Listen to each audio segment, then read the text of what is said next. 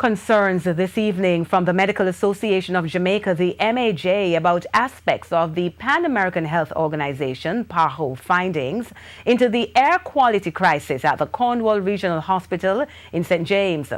Last week, Health Minister Dr. Christopher Tufton revealed that mold is partly to be blamed for the crisis. But based on what was reported in the media by the Health Ministry, the MAJ is not buying that explanation. TVJ's Jamila Mitchell has this primetime news follow-up.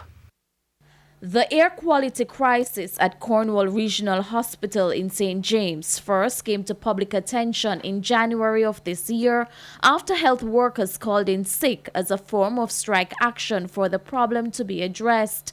Since then, health officials were forced to act by relocating some services until the problem is fixed. The Health Ministry also asked the Pan American Health Organization, PAHO, to carry out an investigation into the cause of the problem.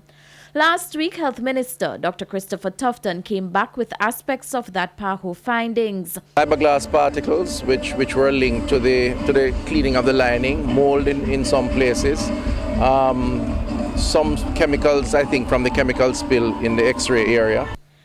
But based on what was disclosed, President of the Medical Association of Jamaica, Dr. Merton Smith, is not too pleased. Unlikely that mold could account for the skin symptoms and the burning of the eyes that the persons were complaining of. I think there's something more.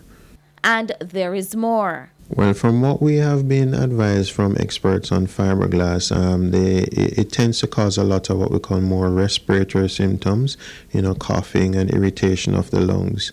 And some persons can get a little bit of skin irritation, but that wouldn't explain all the symptoms that persons have been experiencing. The MAJ confirmed that a meeting is scheduled with the Health Minister for next Tuesday to discuss the findings. That information is perhaps preliminary and is not the full report. So we're looking forward to seeing the report maybe sometime next week, after which time we'll have an opportunity to evaluate and examine and see where we come down in terms of the validity of the report.